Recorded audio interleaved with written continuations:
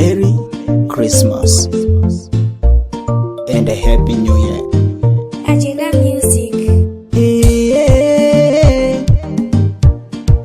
Ali Muhammad Salah, Skylight tena, timu ya baba.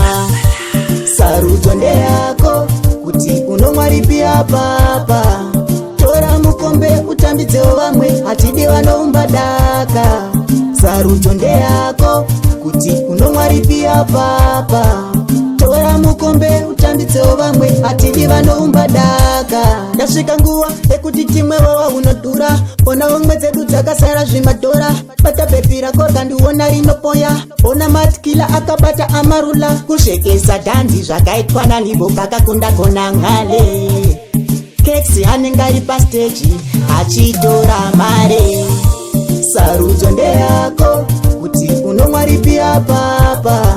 Tora mukombe utambidze vamwe, hatidi vanoumba daka. Sarudzo nde yako, kuti unomwaripia papa. Tora mukombe utambidze vamwe, hatidi vanoumba daka. Nyama yakadira pane pokune chicken, fifi nerasheni, popari sausage, hapana notirova tirima anibiteni.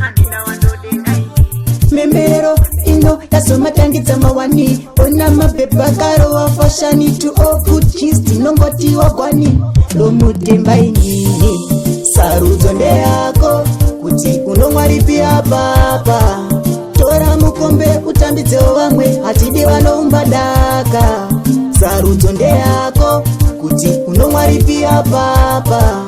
Tora mukombe utambidze vamwe, hatidi vanoumba daka. Ndasvika nguva ekuti timwe wawa unodhura, ona omwe dzedu dzakasara zvimadhora. Bata bepi rako kandiona rinopoya, ona matkila akabata amarula. Kushekesa dhanzi zvakaitwa nalibo kakakunda kona ngale.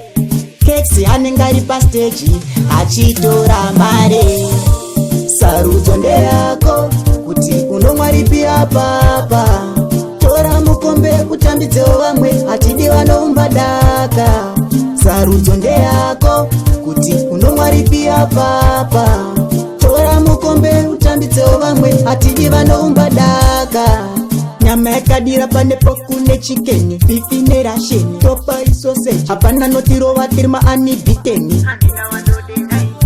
Memero ino yasomatangidza mawani, ona mabhebha karowa fashani, to all good cheese tinongoti wagwani.